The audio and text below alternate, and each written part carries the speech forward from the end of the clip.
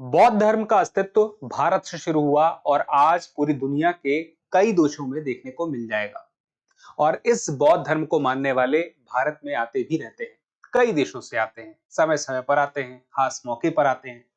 एक खास मौका अभी 2 दिसंबर से 13 दिसंबर तक बिहार के बोध गया में रहने वाला है।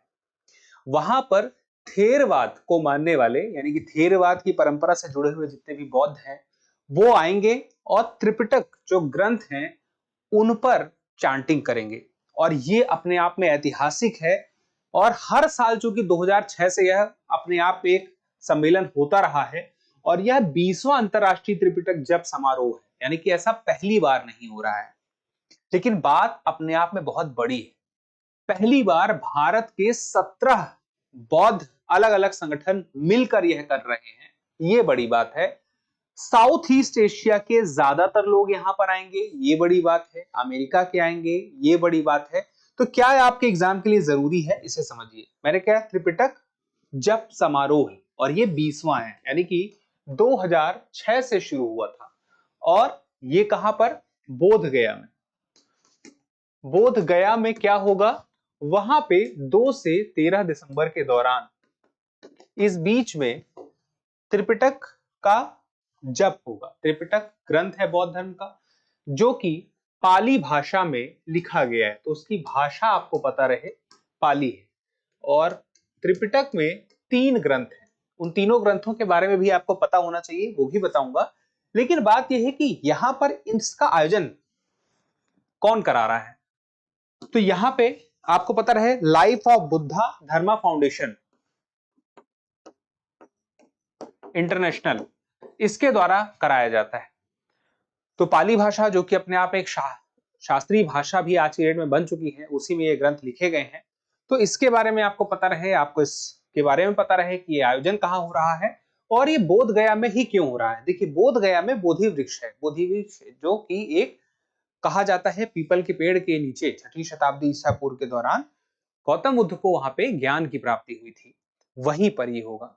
अभी वह मूल वृक्ष नहीं है, लेकिन कहा जाता है उसी की जात का एक वृक्ष आज भी मौजूद है वहां पे और उसी का सम्मान किया जाता है। उसी वृक्ष की छांव में ये पूरा का पूरा सम्मेलन आयोजन होगा। तो मैंने कहा कि थेरवाद से इसका संबंध है। तो थेरवाद मुख्य रूप से वह विचार है, आपको ध्यान रहे, थेरवाद का मतलब है बौद्ध धर्म की वह शाखा जहां पे गौतम बुद्ध की जो मूल शिक्षाएं हैं उनको आधार बनाया गया है। बुद्ध से जुड़ी हुई, बौद्ध से जुड़ी हुई जो मूल शिक्षाएं, शुरुआती शिक्षाएं हैं, उसको महत्व दिया जाता है थेरवाद में।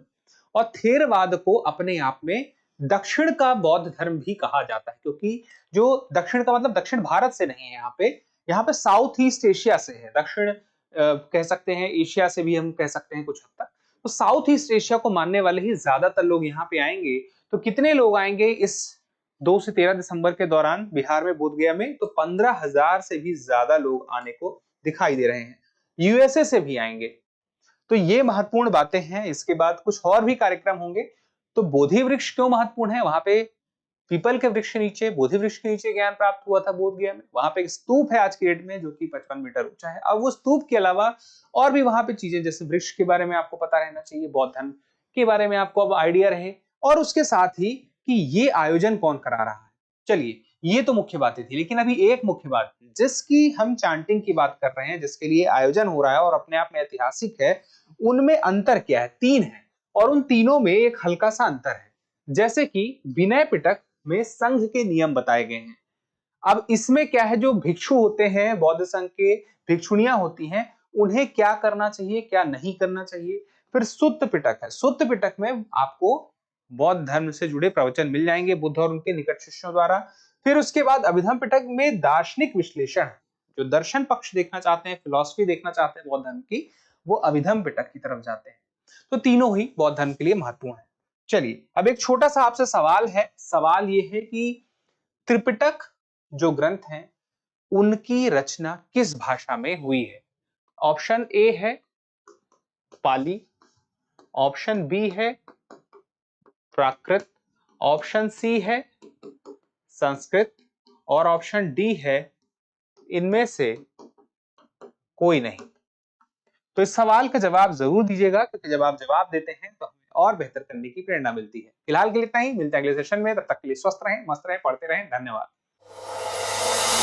अब एग्जाम की तैयारी को और बेहतर करने के लिए हमारे चैनल को लाइक, शेयर और सब्सक्राइब करना ना भूलें।